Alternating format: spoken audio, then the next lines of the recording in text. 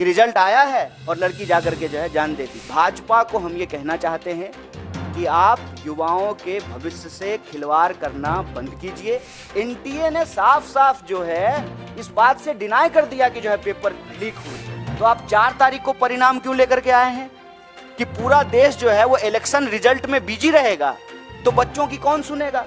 जैसे सरकार का काम है डाइवर्ट करना, उसी तरह से संस्थाएं भी जो है ध्यान भटकाव योजना में संलिप्त हो गई है।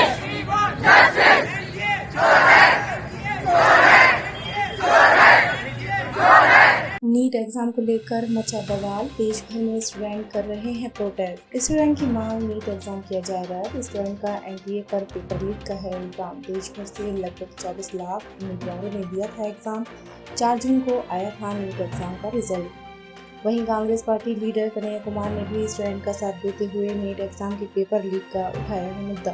कन्हैया कुमार ने कहा, नीट एग्जाम में 67 उम्मीदवारों का ऑल इंडिया रैंक पर आना अपने आप में अजीबोगरीब घटना। इस देश के भीतर भाजपा को हम ये कहना चाहते हैं कि आप युवाओं के भविष्य से खिलवाड़ करना बंद कीजिए। परीक्षा पर चर्चा का नाटक बंद कीजिए। समय पर परीक्षा कराइए और परीक्षा में धांधली करने वाले लोगों के ऊपर कड़ी कार्रवाई कीजिए। और इस देश के भीतर जितने भी रिक्त पद हैं उनको इमीडिएटली जो है आपको भरना चाहिए। और यह जो आपकी ध्यान भटकाओ योजना है, मैं कहता हूं कि देश की संस्थाओं को सरकार से अच्छी चीजें सीखनी चाहिए। सरकार से देश की संस्थाओं को गलत चीजें सीखने की जरूरत नहीं है। जैसे सरकार का काम है डाइवर्ट करना, उसी तरह से संस्थाएं भी जो है ध्यान भटकाव योजना में संलिप्त हो गई है। एक सीधा सा प्रश्न है कि जब परिणाम आना था 14 तारीख को, तो आप 4 तारीख को परिणाम क्यों लेकर के आए हैं कि पूरा देश जो है वो इलेक्शन रिजल्ट में बिजी रहेगा, तो बच्चों की कौन सुनेगा। माँ बाप भी जो है टीवी पे बैठ करके इलेक्शन रिजल्ट देख रहे होंगे, तो जो रिजल्ट में गड़बड़ी हुई है उसके बारे में कौन सुनेगा। वो माँ बाप को जाकर के बताएंगे कि हमने अच्छा एग्जाम दिया है, हमने सारे पेपर जो है अटेम्प्ट किए हैं, तो माँ बाप भी कहेंगे कि नहीं इसमें तुम्हारी गलती है। लेकिन जब आप इस पूरे प्रोसेस को देखेंगे, विद्यार्थी की कहीं से भी गलती नहीं है, क्योंकि ट्रांसपेरेंट तरीके से एग्जाम नहीं कराया गया है। और साफ साफ एनटीए ने साफ साफ जो है इस बात से डिनाई कर दिया कि जो है पेपर लीक हुए हैं।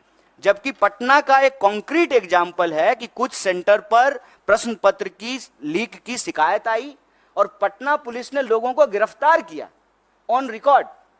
पटना पुलिस पेपर लीक करने के मामले में कुछ लोगों को गिरफ्तार कर रही है और एजेंसी कह रही है कि कोई प्रश्न पत्र लीक नहीं हुआ है।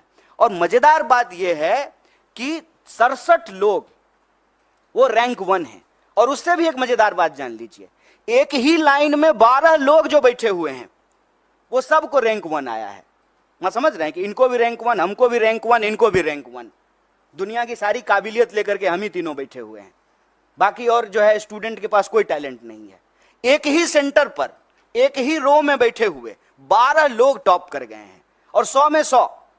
हम किसी की योग्यता पे सवाल नहीं उठा रहे हैं, लेकिन जो एनटीए है उसकी योग्यता पे जरूर सवाल उठा रहे हैं, सरकार की मंशा पे सवाल उठा रहे हैं और सीधा सीधा ये मांग कर रहे हैं कि आप देश के बच्चों के भविष्य से खेलना बंद कीजिए, युवाओं के भविष्य से खेलना बंद कीजिए। समय पर एग्जाम कराइए। धांधली को रोकने के लिए, पेपर लीक को रोकने के लिए कड़ा कानून बनाइए। और अभी जो नीट का मामला है उसकी जो है पुनर्समीक्षा कीजिए। जो लोग भी कंप्लेन कर रहे हैं उसका रिड्रेसल कीजिए।